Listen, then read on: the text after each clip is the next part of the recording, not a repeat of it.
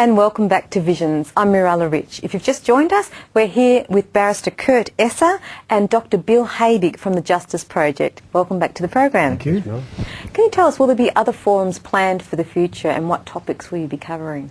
Yes, we definitely got quite a few in the wings. I won't mention all of them because some of them are at very early stage, but I think the next one will probably be in Higgins, in the electorate of Higgins. We're having some discussions already in the Yarra Valley. And in the Western District, at Corangamite and Wannon, we've got some local community groups who are interested in running forums. So, and these will be on the same kind of things on human rights? Definitely the same topic, and probably pretty much the same format that I described before. It's interesting just to show you that this might not be an isolated idea, that we've discovered that there's a group in South Australia called the Human Rights Coalition who are running a forum in late August, completely independent of us, and yet almost the identical format, with a keynote speaker and having all the candidates and talking about exactly the same topic. So this is an indication that there's some disquiet around the countryside about these things. Right. And how do you think the electorate will react with this kind of forum? Well, we think that the electorate will be most interested in it. There's a bit of a question about how do you ally disparate issues, such as the Dr. Hanif matter, the Vivian Solon question, the difficulties that David Hicks encountered. It's difficult for people to articulate how they feel about all those things unless organisations get together and try to have a discussion about human rights, because we think that all these issues share in common the question that people's human rights have been trampled upon, and the government seems to have been complicit in it.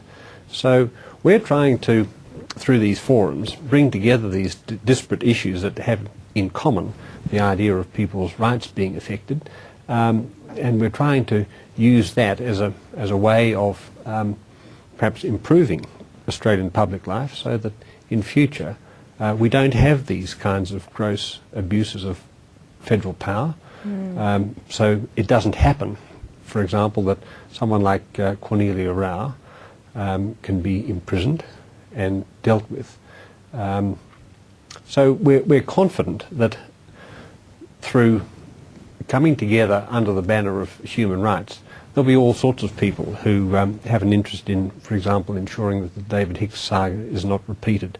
They'll be coming along and they'll be asking questions. And how do people find out about their human rights in so many different areas in life? How do people find out? Well, that's one of the other things that is deficient at the moment.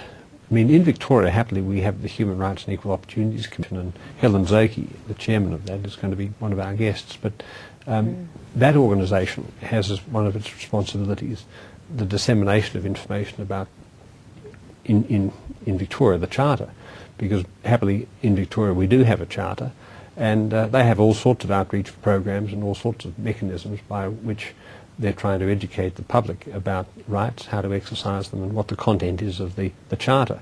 The Charter, unfortunately, is a pretty well kept secret, but Helen and her team are changing all of that, and we're certainly very keen to welcome Helen to come along and to educate people on just that question. It's worth looking at what's in other countries. There's quite a strong Charter of Human Rights in the United Kingdom, and if you look on the right websites you can see, to answer your question, how in that country, in all sorts of ways, ranging from important sort of questions, criminal questions like anti-terrorism, right down to individual people being treated by the aged care system, how the human rights law actually applies, and people are becoming increasingly aware of its existence and how it might apply to them in individual circumstances. So.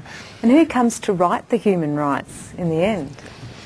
Well, in Victoria, it happened as a result of a wide-ranging public consultation. You might recall that Andrew Gaze, the basketballer, was part of a committee that was headed by Professor George Williams from New South Wales. George, as it turns out, has now become an ALP-endorsed candidate for an important seat in New South Wales, a federal seat, so he'll actually be contesting the election. But he's a well-acknowledged expert on constitutional law. He came to Melbourne with a group of other important sort of Melbourne identities, including Mr. Gaze, and Haddon Story, for example, was on the same committee, and they had this wide-ranging public consultation that led to a report, and the report in turn led to the enactment of this charter. So George and his committee identified those rights that Victorians regarded as important, and for all time encapsulated those rights in the charter. It's possible, of course, that other rights will be added to, and in point of fact, the legislation that was introduced has within it the ability to add rights as time goes on. So at the moment we don't recognise a right, for example, to be free of homelessness, but it's quite possible that in due course, through the process in the Act itself, that other rights will be recognised and memorialised in the Charter. And as part of the Justice Project, do you suggest different rights and how they can be changed? Well, at the moment we're not suggesting any particular right is one that should be recognised. What we're more concerned in doing is acting as a campaign organisation, harnessing the efforts of other people and putting the idea of the protection of human rights more squarely on the federal agenda. I mean, we already have the models of what's in the Victorian legislation, and there's also a charter in the ACT, so that's a starting point.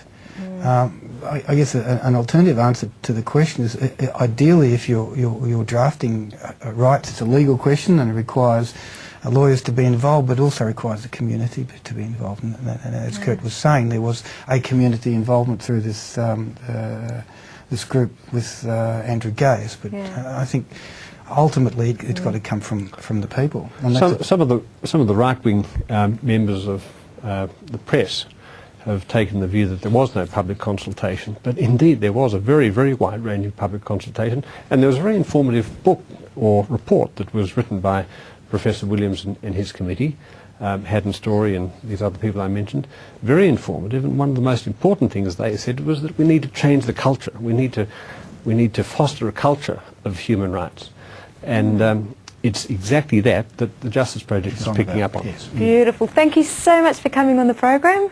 Thank you. Thanks for having us, Mirella. You've been watching Visions. I'm Mirella Rich, and our guests were Barrister Kurt Esser and Dr. Bill Haebich from the Justice Project. I hope you enjoyed the program. See you again soon.